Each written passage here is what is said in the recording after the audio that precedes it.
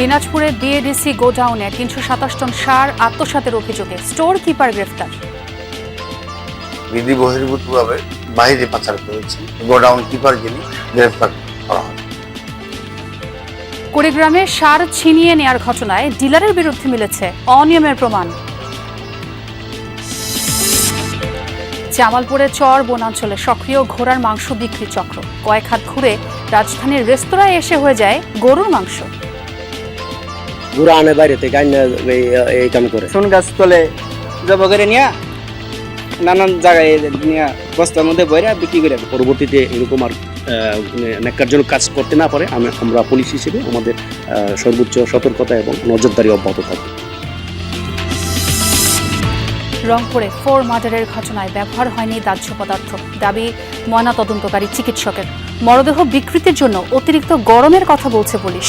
পচে যাওয়ার কারণে এরকম দেখা যাচ্ছে, কোনো অ্যাসিড বা কোনো কিছু ব্যবহার করা হয়নি। মৃত্যুর 42 থেকে 44 ঘন্টা পরে আমরা এই মৃতদেহগুলো কাছে গেছি এবং তাপমাত্রা ছিল 40 ডিগ্রির আশেপাশে ওই সময়গুলো, এবং হিউমিডিটি ছিল প্রচুর। এই সময় খুব দ্রুত ডিকম্পোজের ঘটনা।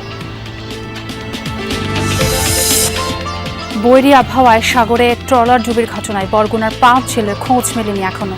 দুবলারচর এলাকায় বিকল ফিশিং বোট সহ 12 মৎস্যজীবীকে উদ্ধার করেছে কোস্টগার্ড। পাবনায় একটি ক্লিনিকে অস্ত্রোপচারের পর 11 রোগীর যক্ষ্মা আক্রান্ত হওয়ার অভিযোগ। তদন্ত করে ব্যবস্থা নেওয়ার দাবি ভুক্তভোগীদের। পরে এলাকায় যে আরেকটা রোগ ধরা পড়ছে, ডাক্তারের কাছে যাওয়া হয়েছিল, পরে আবার গেছি, যাওয়ার পরে বলছে যে আপনার যক্ষ্মা হয়েছে। পেটের বই সিদার করে মনে করেন আমরা একেবারে চিকিৎসা করতে করতে শেষ। খুলনায় পাইকারি ও খুচরা বাজারে সবজির দরে বিস্তর ফারাক। সামান্য দূরত্বে গিয়েই দাম হয় দ্বিগুণ। ন্যায্য মূল্য বঞ্চিত কৃষক, নাকাল সাধারণ মানুষ।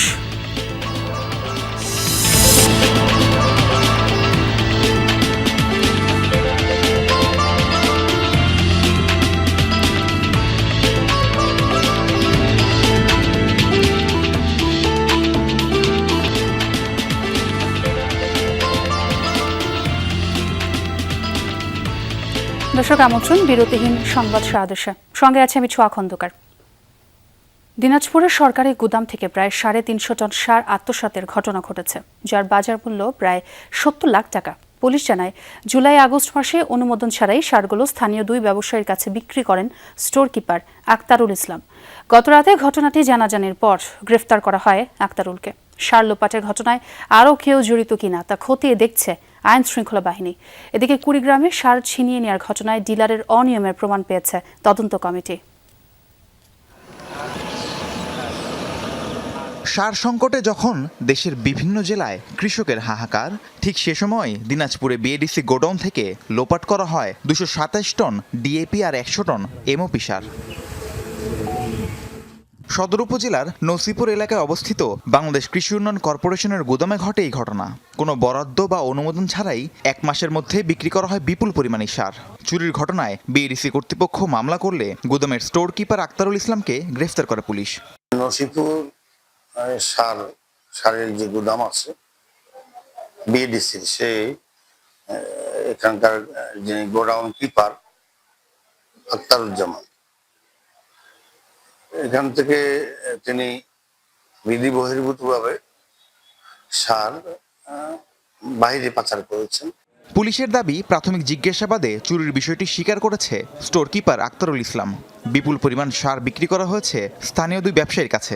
এই ঘটনায় আরও কেউ জড়িত আছে কিনা তা খতিয়ে দেখা হচ্ছে বলেও জানায় পুলিশ। বিএডিসি কর্তৃপক্ষ লিখিত অভিযোগ দিলে এখানে একটা মামলা দায়ের হয় এবং গোডাউন কিপার যিনি, তাকে গ্রেফতার করা হয়। এদিকে কুড়িগ্রামের ভুরুঙ্গামারিতে ডিলারের গোডাউন থেকে ছিনিয়ে নেয়া আরও 15 বস্তা সার উদ্ধার হয়েছে। এ নিয়ে উদ্ধার হলো 122 বস্তা সার। ডিলার তাইফুর রহমানের বিরুদ্ধে প্রকৃত কৃষকদের কাছে সার বিক্রি না করা, ভাউচারে অসঙ্গতি সহ বিভিন্ন অনিয়মের প্রমাণও পেয়েছে তদন্ত কমিটি। রাহিম সারোয়ার, যমুনা নিউজ। ঘোড়ার মাংস। প্রথমে হাট থেকে বয়স্ক অসুস্থ ঘোড়া কিনে চরাঞ্চল নিয়ে জবাই করা হয়। এরপর 3 ধাপে সেই মাংস পৌঁছে যায় রাজধানীর বিভিন্ন অভিজাত রেস্তোরাঁয়। কেজি প্রতি বিক্রি হয় 4 থেকে 450 টাকায়। এগুলো আবার পরিবেশন করা হয় গরুর মাংস হিসেবে। পুরো কার্যক্রমটি পরিচালনা করে 3টি দল। এজন্য জামালপুরের বিভিন্ন চর ও নির্জন বনাঞ্চলকে বেছে নেয় আন্তজেলা ঘোড়ার মাংস চক্র। সম্প্রতি হাতে নাতে 5 জনকে আটকের পর বেরিয়ে আসে চাঞ্চল্যকর এসব তথ্য। বিষয়টি আরও গভীরে জানার চেষ্টা করে যমুনা টেলিভিশন। খোলাসা হয় ঘোড়ার মাংসের এই চক্রের পুরো প্রক্রিয়াটি। জানাচ্ছেন সহকর্মী সাগর ফরাজি। জামালপুর তুলসীপুরের ঐতিহ্যবাহী ঘোড়ার হাট। প্রতি বৃহস্পতিবারের এই হাট থেকে বিক্রি হয় শত শত ঘোড়া। পুলিশের তথ্য বলছে, তুলসীপুর হাট থেকে অসুস্থ ঘোড়া কিনে প্রায় 30 কিলোমিটার দূরে মানিকারচরে নিয়ে যায় চক্রটির প্রথম দল। সেখানে 15 থেকে 20টি ঘোড়া জড়ো করা হয়। এরপর গভীর রাতে ঘোড়াগুলো জবাই করা হয়। মাংস ছাড়িয়ে দ্বিতীয় দলটি রাজধানীতে নেয় পিকআপে।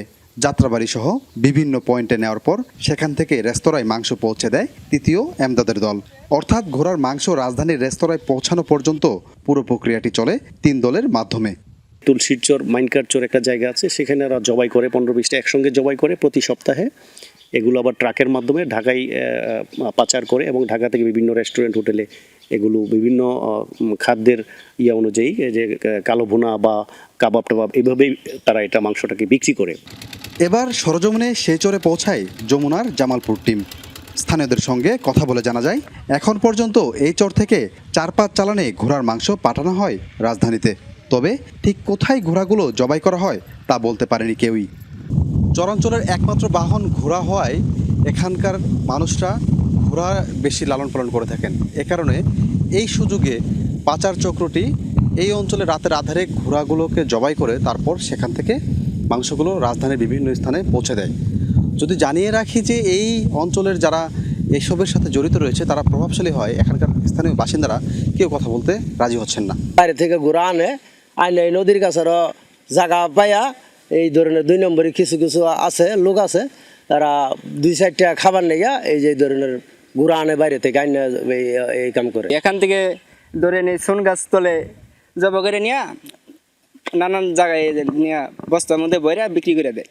গত 23 আগস্ট ভোর রাতে সদরের নরন্দি বাজার এলাকায় ব্রহ্মপুত্র পার হওয়ার পর অভিযান চালিয়ে 950 কেজি মাংস জব্দ করে পুলিশ। এ সময় দ্বিতীয় দলের প্রধান আলফাজ সহ 5 জনকে আটক করা হয়। ভ্রাম্যমাণ আদালত তাদের বিভিন্ন মেয়াদে সাজাও দেন। সেই দিনই প্রথম দলের কয়েকজনকে আটক করে স্থানীয়রা। তবে অর্থের বিনিময়ে তাদেরকে ছেড়ে দেওয়ার অভিযোগ ওঠে স্থানীয় বিএনপি নেতার ছেলের বিরুদ্ধে।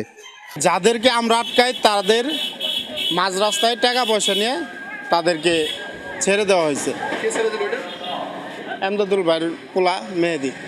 এসব অভিযোগের বিষয়ে চক্রের প্রথম দলের প্রধান ঘোড়া ব্যবসায়ী দুদু মিয়ার বাড়িতে গেলে তিনি সামনে আসেননি। তার ভাই স্থানীয় ইউপি সদস্য আবুল কাশেম ক্যামেরার সামনে কথা না বললেও ঘোড়া ব্যবসার সঙ্গে জড়িত থাকার কথা জানান। আপনার ভাই দুদু ভাই উনি কতদিন যাবত ব্যবসা করে?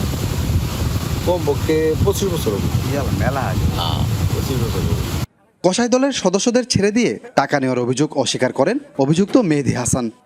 আমি চক বাজারে ছিলাম, সেখানে হট্টগোল দেখি, তারপর দেখলাম লোকজন মারপিট পোলাপানি করতেছে। ওইটা থামানোর জন্য কইছে এই চার দোকান থেকে সরে যায় এই করো, 2 জনে করে যদি অপরাধ দিয়ে পুলিশে দেও নিয়ে।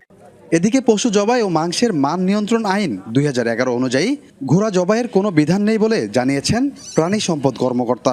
ঘোড়াকে আসলে জবাইয়ের উদ্দেশ্যে কখনো এটাকে মাংসের জন্য জবাই করা যাবে না। আর এক্ষেত্রে যে ধারা 14তে বলা আছে এই কাজগুলো যারা করবে সেক্ষেত্রে এই আইনের লঙ্ঘন হবে, এবং এই আইনের লঙ্ঘন হলে ধারা 24-এর 1-এ বলা আছে যে সর্বোচ্চ তাকে 25,000 টাকা অর্থদণ্ড এবং 1 বছর কারাদণ্ড অথবা উভয় দণ্ডে দণ্ডিত করা যাবে। চক্রটির কয়েকজন সদস্যকে আটক করা গেলেও বাকিদের ধরতে অভিযান চলছে বলে জানিয়েছে পুলিশ।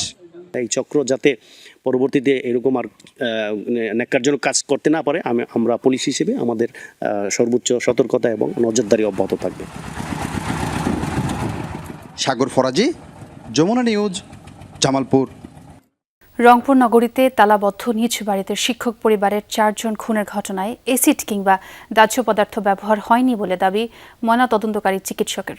পাওয়া যায়নি ধর্ষণের প্রাথমিক আলামত।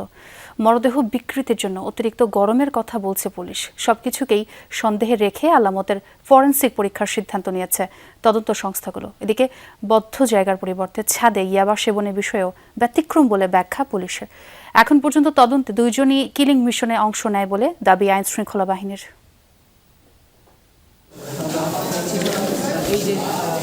রংপুর জেলা স্কুলের অবসরে যাওয়া শিক্ষক গণপতি চক্রবর্তী জুয়েল সহ তার স্ত্রী, কন্যা ও পুত্রকে হত্যার ঘটনায় গ্রেপ্তার সিদ্ধার্থ ও মুগ্ধ দাস এরই মধ্যে স্বীকারোক্তিমূলক জবানবন্দি দিয়েছে।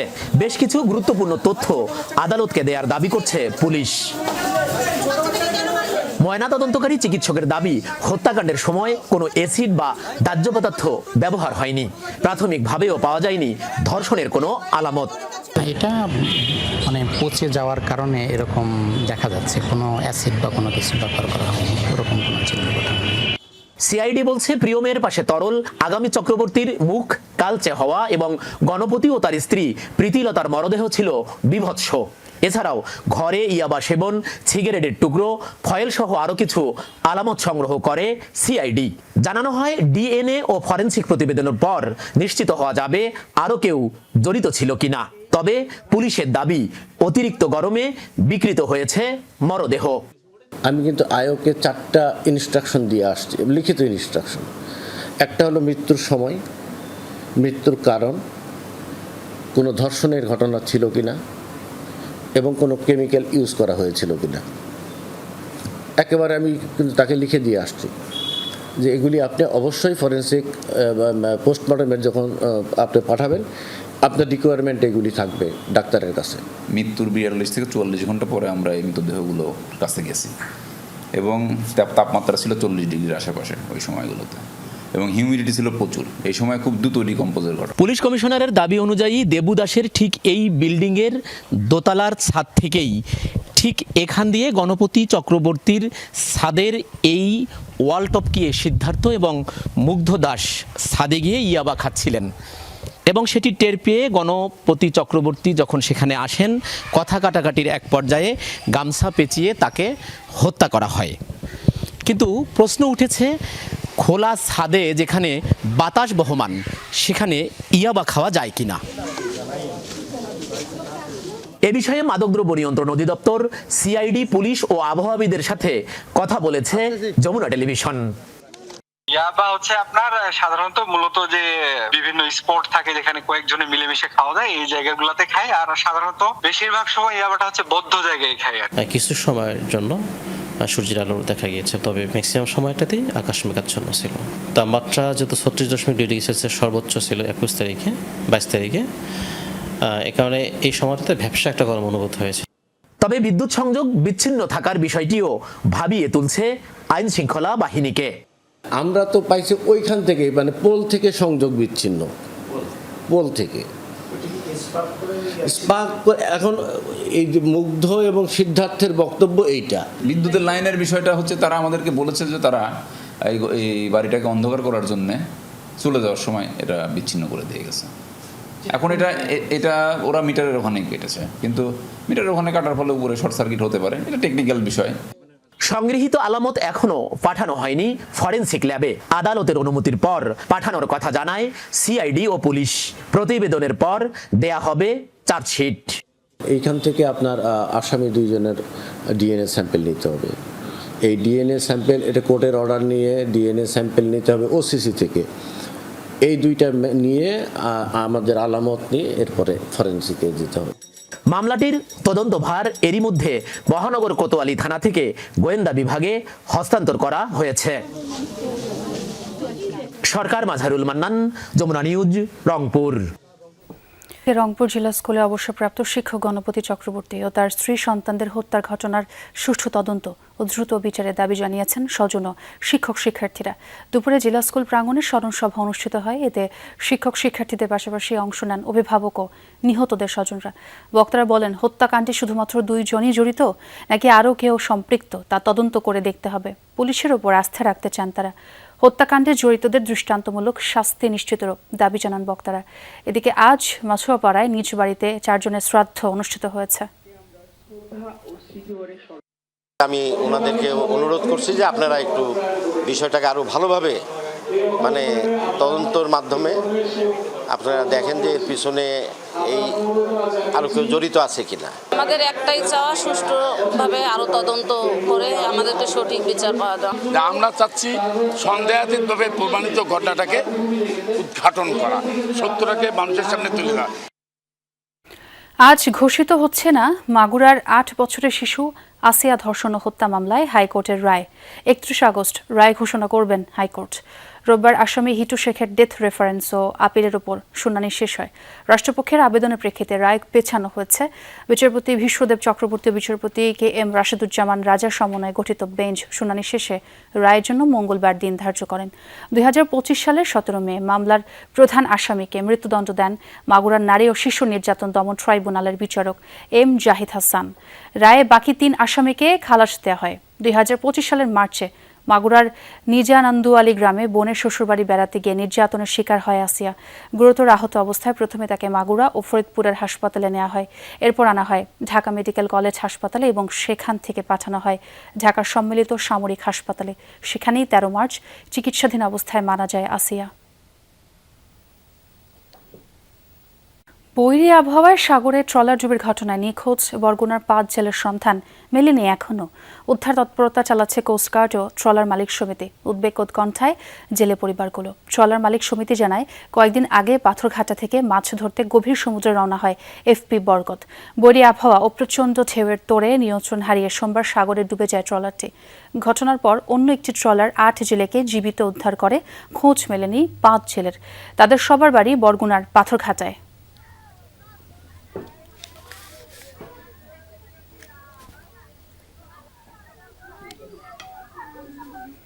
বরগুনায় যুক্ত হচ্ছে সহকর্মী ফেরদৌস খান ইমন রয়েছেন, সেখানে খোঁজ খবর রাখছেন। ইমন, যে 5 জেলে নিখোঁজ রয়েছেন তাদের ব্যাপারে প্রশাসনের পক্ষ থেকে কিছু জানানো হয়েছে কিনা, সে সাথে তাদের পরিবারের যে সদস্যরা রয়েছেন তারা কি বলছেন? ছোঁয়া, এই মুহূর্তে আসলে এই যে এফবি বরকত নামে ট্রলারের যে ডুবির ঘটনা ঘটে গতকালকে, সেখানে যে 13 জেলে ছিল সেখান থেকে 8 জেলেকে উদ্ধার করা গেছে, কিন্তু এখন পর্যন্ত আপনার 5 জেলের নিখোঁজ রয়েছে। তো এই নিখোঁজ যে পরিবার, সে পরিবারে কিন্তু তাদের স্বজনদের পাওয়ার যে আহাজারি সেটি চলছে, এবং পাশাপাশি এখানকার যে মৎস্যজীবী ট্রলার মালিক সমিতি রয়েছে তাদের পক্ষ থেকে 2টি ট্রলার পাঠিয়েছেন, এবং এখানকার যে স্থানীয় যারা রয়েছেন তারাও কিন্তু 2টি ট্রলার পাঠিয়েছেন। পাশাপাশি কোস্টগার্ড তারাও কিন্তু অভিযান চালাচ্ছেন মূলত তাদের সন্ধানে। তো এখানে যারা নূর আলম, কাউসার, সাইফুল, ইব্রাহিম, বেল্লাল, এই 5 জন তাদের মূলত এখন পর্যন্ত সন্ধান পাওয়া যায়নি। এই আমরা জাস্ট 5 মিনিট আগে একটি তথ্য পেয়েছি, মূলত সেই তথ্যটি আমরা একজনের কাছ থেকে জানার চেষ্টা করব। তিনি এখানকার একজন সচেতন নাগরিক, এবং এখান থেকে তিনি মূলত তাদের সাথে যোগাযোগ রাখছেন। আপনি আসলে কোনো সন্ধান পেয়েছেন, জানতে পেরেছেন কিনা যে কাউকে পাওয়া গিয়েছে কিনা? ওই ট্রলার যারা সন্ধানে গেছে তারা একজনে বলছে, একজন পাইছে, ফোনের মাধ্যমে জানছে, তার নাম সাইকুল। আমরা শুনছিলাম যে সাইকুল নামে একজন পাওয়া গেছে, এবং এই যে খালটি দেখতে পাচ্ছেন মূলত তাদেরকে পাওয়া গেলে এই খাল ধরে, এটি বাদুরতলার খাল, এই খাল ধরে এখানে আনা হবে। এবং আরেকটি বিষয় হচ্ছে, সকাল থেকে কিন্তু একটি গুজব ছিল যে এখানকার তাদের 5 জনের মরদেহ পেয়েছে, যে কারণে কিন্তু এই স্বজনদের বাড়িতে কবর খোঁড়া থেকে শুরু করে মানে দাফন কাফনের প্রস্তুতি নেওয়া হয়েছিল। আসলে সেগুলো এক প্রকার গুজবই রয়েছে। আসলে তারা কি অবস্থায় আছে সেটি এখন তো প্রশাসন জানাতে পারেনি। ছোঁয়া, অনেক ধন্যবাদ ইমন আপনাকে। এদিকে গভীর সমুদ্রে ইঞ্জিন বিকল হয়ে ভাসতে থাকা ফিশিং বোট সহ 12 জেলেকে জীবিত উদ্ধার করেছে কোস্টগার্ড। দুপুরে কোস্টগার্ড মিডিয়া কর্মকর্তা লেফটেন্যান্ট কমান্ডার সাব্বির আলম সুজন এই তথ্য নিশ্চিত করেন। তিনি বলেন, 23 আগস্ট 12 জেলেকে নিয়ে এফপি মায়ের দোয়া নামক ফিশিং বোটের ইঞ্জিন গভীর সমুদ্রে বিকল হয়ে ভাসতে থাকে। পরে মোবাইল নেটওয়ার্কের মাধ্যমে আসলে একজন জেলে বোট মালিককে বিষয়টি জানায়। বোট মালিক জরুরি সেবা নম্বরে ফোন দিয়ে কোস্টগার্ডের কাছে সহায়তা চায়। খবর পেয়ে দুবলাচর থেকে 12 নটিক্যাল মাইল দক্ষিণে গভীর সমুদ্র থেকে বোট সহ 12 জন জেলেকে উদ্ধার করা হয়। হবিগঞ্জে খোয়াই নদীর ভেঙে যাওয়া বাঁধ পরিদর্শন করেছেন পানি সম্পদ প্রতিমন্ত্রী ফরহাদ হোসেন আজাদ। দুপুরে সেখানে যান তিনি। পরিদর্শন শেষে পানি সম্পদ প্রতিমন্ত্রী বলেন, প্রতিবেশী দেশের সঙ্গে বাংলাদেশ বন্ধুত্বপূর্ণ সম্পর্ক বজায় রাখতে চায়, তবে এভাবে হঠাৎ প্লাবনে পানি ছেড়ে মানুষকে বন্যা কবলিত না করার আহ্বান জানান তিনি। দ্বিতীয়বার খোয়াই নদীর বাঁধ ভাঙার বিষয়ে প্রতিমন্ত্রী বলেন, বিষয়টি গুরুত্ব দিয়ে দেখা হচ্ছে। বিশেষজ্ঞরা বাঁধের বর্তমান অবস্থা যাচাই করছেন। বাঁধের পাশাপাশি স্লুইস গেট স্থাপন করতে হবে কিনা তা পর্যালোচনা করে প্রয়োজনীয় ব্যবস্থা নেওয়া হবে বলেও জানান পানি সম্পদ প্রতিমন্ত্রী।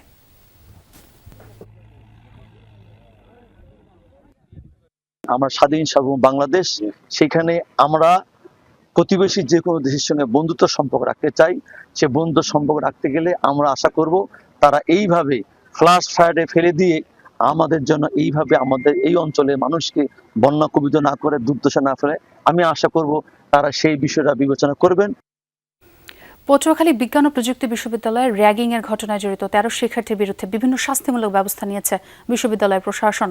বিশ্ববিদ্যালয়ের রেজিস্ট্রার কার্যালয় থেকে জারি করা অফিস আদেশে বলা হয়, ভুক্তভোগী নবীন শিক্ষার্থীদের অভিযোগের তদন্ত করা হয়।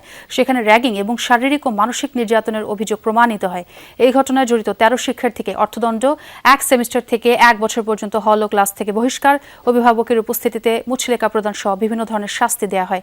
এছাড়া কয়েকজন শিক্ষার্থীর ক্ষেত্রে শর্ত সাপেক্ষে শাস্তি স্থগিত রেখে নজরদারিতে রাখার সিদ্ধান্ত নেওয়া হয়েছে। ক্যাম্পাসের র্যাগিং প্রতিরোধে কঠোর নজরদারি অব্যাহত থাকবে বলেও জানায় বিশ্ববিদ্যালয় কর্তৃপক্ষ। পাবনার ফরিদপুর উপজেলার একটি বেসরকারি হাসপাতালে অস্ত্রোপচারের পর 11 জন রোগী যক্ষায় আক্রান্ত হওয়ার অভিযোগ উঠেছে। ভুক্তভোগীদের দাবি, অপারেশনের পর তাদের ক্ষতস্থানে দেখা দেয় জটিলতা। পরে পরীক্ষা নিরীক্ষায় ধরা পড়ে যক্ষা। প্রকৃত কারণ উদ্ঘাটনের পাশাপাশি বেসরকারি ক্লিনিকটির বিরুদ্ধে ব্যবস্থা নেওয়ার দাবি ভুক্তভোগীদের। নাতিকে নিয়ে হেসে খেলে দিন কাটাবে এমন আশা ছিল, কিন্তু সেই আনন্দ মুহূর্তেই রূপ নেয় বিষাদে। পাবনার ফরিদপুর উপজেলা সদরের থানাপাড়া মহল্লার জরাজীর্ণ এ বাড়িতেই বাস রাব্বি আয়েশা দম্পতির। ছেলে বউ আয়েশা খাতুনকে সিজারিয়ান অপারেশনের জন্য ফরিদপুরের বেসরকারি আলমদিনা ল্যাব অ্যান্ড হাসপাতালে ভর্তি করে শ্বশুর মোহন। 31 মে পুত্র সন্তানের জন্ম দেন আয়েশা, কিন্তু কিছুদিন পরই বাধে বিপত্তি। নির্দিষ্ট সময়ের পরও শুকায় না তার সিজারিয়ান অপারেশনের ক্ষতস্থান। আমার ছেলে বউকে নিয়ে গেছিলাম আলমদিনাতে, নিয়ে যাই ওই সিজার করলাম। বাসায় নিয়ে আসলাম, বাসায় নিয়ে আসার পরে থেকে বাসন হয়ে গেল। বেটার বউ ওই সিজার করে মনে করেন আমরা একেবারে চিকিৎসা করতে করতে শেষ। বেশ কিছু পরীক্ষা নিরীক্ষার পর এক পর্যায়ে ক্ষতস্থানের যক্ষা শনাক্ত হয়। তারপর শুরু হয় রোগের সাথে যুদ্ধ। শুধু আয়েশায় না, অভিযোগ আছে একই হাসপাতালে অস্ত্রোপচার করানো আরও 11 রোগীর ক্ষেত্রেও একই ধরনের জটিলতা দেখা দিয়েছে এবং পরবর্তীতে যক্ষা শনাক্ত হয়েছে। আমি সিজার করতে গেলাম, সিজার করার পরে যে বাচ্চা নিয়ে হাসি খুশি থাকবো, সিজার পরে এলাকায় যে আর একটা রোগ ধরা পড়ছে। ডাক্তার ইনফেকশন হয়েছে, ডাক্তারের কাছে যাওয়া হয়েছিল, পরে আবার গেছি, যাওয়ার পরে বলছে যে আপনার যক্ষা হয়েছে, এটা ইনফেকশন না। সিজার করছে, অস্ত্রপাতি ধোয় নাই, কিছু করে নাই, ওই অস্ত্রপাতি দিয়ে আর ওই সিজার করছে, ওই জায়গা থেকে হলো এক্সপ্রেশন হয়ে গেছে। এ ঘটনায় ভুল স্বীকার করেছে হাসপাতাল কর্তৃপক্ষ। তাদের দাবি, বিষয়টি জানার পর থেকে অপারেশন থিয়েটার নতুন করে জীবাণুমুক্ত করার কাজ চলছে। এটা আমি খুব দুঃখজনকভাবে বলি যে কখনো কোনো প্রতিষ্ঠান কিংবা কোনো ডাক্তার চায় না যে কোনো রোগী ভোগান্তিতে পড়ুক, আর এই ভোগান্তির ক্ষেত্রে আমরা রোগীদের সর্বোচ্চ সহায়তা করা দরকার, যেটা সেটা করে আসতেছি। ক্লিনিকের থেকে যে অপারেশনের পরে যে সংক্রমিত হয় স্কিনে, যেটা ক্ষতস্থান থেকেই হয়, সেটার জন্য ক্লিনিক কর্তৃপক্ষ অবশ্যই দায় এড়াতে পারে না। বিষয়টি ঊর্ধ্বতন কর্তৃপক্ষকে জানানো হয়েছে। তাদের নির্দেশনা অনুযায়ী ব্যবস্থা নেওয়ার আশ্বাস দিয়েছে উপজেলা স্বাস্থ্য বিভাগ। আমরা এ ব্যাপারে আমাদের ঊর্ধ্বতন কর্তৃপক্ষ সিভিল সার্জন মহোদয় তাকে অবহিত করেছি স্যারকে, এবং স্যারের পরামর্শক্রমে এবং এই প্রক্রিয়ায় রোগী আসা যদি অব্যাহত থাকে তাহলে আমরা উপজেলা প্রশাসনের সাথে যোগাযোগ করে কার্যকর ব্যবস্থা অবশ্যই গ্রহণ করব। এ ঘটনায় 3 সদস্যের তদন্ত কমিটি গঠন করেছে উপজেলা স্বাস্থ্য বিভাগ। ঘটনার সুষ্ঠু তদন্ত করে ব্যবস্থা নেওয়ার দাবি জানিয়েছেন ভুক্তভোগীরা। জারিন অর্নি, যমুনা নিউজ। আখাউড়ার সীমান্তবর্তী প্লাবিত নিম্নাঞ্চল থেকে পানি নামছে। বাড়িঘর থেকে পানি নামলেও এখনো তলিয়ে আছে অনেক ফসলের জমি। উপজেলার 3টি ইউনিয়নের রোপা আমন সবজি আবাদের ক্ষতির আশঙ্কা করছেন কৃষকরা। সীমান্তবর্তী বাসিন্দারা বলছেন, ভারতের ত্রিপুরা রাজ্যের জুম্মুর বাঁধের স্লুইস গেট খুলে দেয়, ঢলের পানিতে আকস্মিক প্লাবন পরিস্থিতি সৃষ্টি হয়। বৃষ্টি হলে ফের জলাবদ্ধতার আশঙ্কা করছেন তারা। পরিস্থিতি মোকাবেলায় উপজেলা প্রশাসন প্রস্তুত রয়েছে বলে জানিয়েছেন ইউএনও। পানিবন্দী পরিবারগুলোর জন্য শুকনো খাবারের ব্যবস্থা করা হয়েছে বলে জানান তিনি। এখন আর জ্বালা নাই যে ফিরে লাগামো, জমিন চলে গেছে আজকে 2-3 দিন হয়েছে। ফসলীয় জমি নষ্ট হইতেছে, খালে দেওয়া পানিটা নিষ্কাশনের খুব সমস্যা। পানি যদি না কমে 2 দিনের ভিতরে আমাদের ক্ষেতগুলো সব কিছু নষ্ট হয়ে যাবে। জনস্বাস্থ্য এবং প্রাণী সম্পদ মৎস্য, কৃষি সবাই তৎপর আছে এবং বিশেষ করে ত্রাণ ও দুর্যোগের যেই দপ্তর আছে সেই দপ্তর থেকে আমরা প্রতিনিয়ত এটা মনিটরিং করছি। পোলট্রি, মৎস্য, গোখাদ্যের অস্বাভাবিক দাম বৃদ্ধির প্রতিবাদে গাজীপুরে মহাসড়কে বিক্ষোভ করেছেন খামারিরা। দুপুরে শ্রীপুরের জৈনাবাজার এলাকায় মানববন্ধন করেন তারা। পরে ঢাকা ময়মনসিংহ মহাসড়ক 15 মিনিট অবরোধ করে বিক্ষোভ করেন খামারিরা। তারা অভিযোগ করেন সম্প্রতি পোলট্রি, মৎস্য ও গোখাদ্যের দাম বস্তা প্রতি 100 থেকে 115 টাকা বৃদ্ধি পেয়েছে। অন্যদিকে মিলছে না ডিমের ন্যায্য দাম। এতে লোকসানের মুখে প্রান্তিক খামারিরা। অবিলম্বে পোলট্রি, মৎস্য ও গোখাদ্যের দাম কমানো ও ডিমের ন্যায্য মূল্য নিশ্চিতের দাবি জানান তারা। যেখানে খাদ্যের দাম 50 টাকা 100 টাকা কমাবে, সেখানে অযৌক্তিকভাবে খাদ্যের দাম 100 টাকা বাড়ানো হয়েছে। যেই কোম্পানিগুলি আছে তারা তাদের মন করা মতো যখন যা মনে চায় তখন তাই করে। আমরা খামারিরা অসহায়। খুলনার বাজারে বেড়ে গেছে সব ধরনের সবজির দাম। 30 থেকে 40 টাকার সবজি কিনতে হচ্ছে 70 থেকে 80 টাকায়। পাইকারি আর খুচরা বাজারে দামের তফাতের কারণে ন্যায্য মূল্য থেকে বঞ্চিত কৃষক। সাধারণ মানুষ বলছেন বাজার নিয়ন্ত্রণে প্রশাসনের কোনো উদ্যোগ নেই। কেসিসি প্রশাসক জানালেন ভোক্তাদের স্বস্তি ফেরাতে বাজার নিয়মিত তদারকি করা হবে। অতি মুনাফা লোভীদের বিরুদ্ধে নেওয়া হবে কঠোর ব্যবস্থা।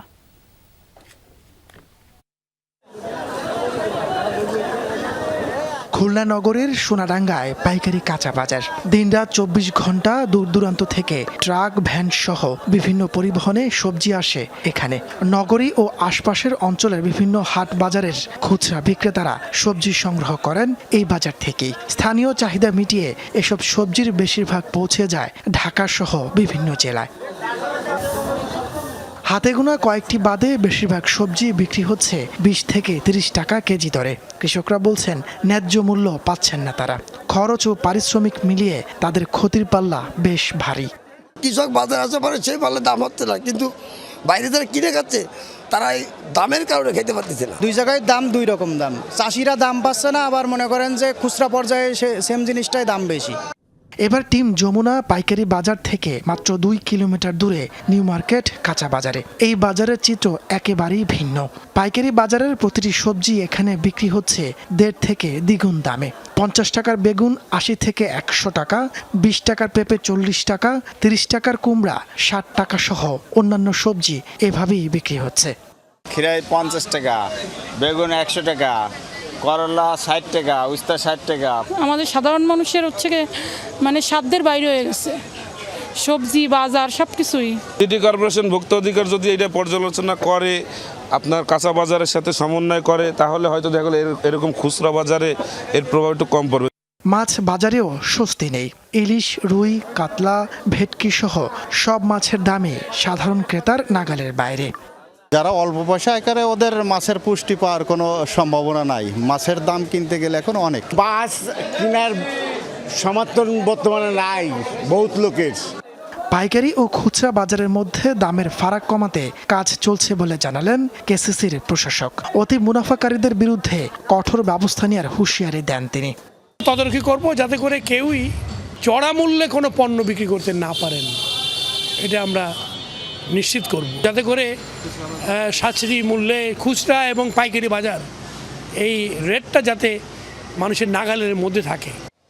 শুধু সবজি কিংবা মাছ নয়, গরু, খাসি থেকে শুরু করে সব ধরনের মুরগির মাংসের দামও বেড়েছে কয়েকদিনের ব্যবধানে। গেল এক সপ্তাহে প্রতি ডিমে যোগ হয়েছে 1 থেকে 1.5 টাকা পর্যন্ত। তাপস সরকার, যমুনা নিউজ।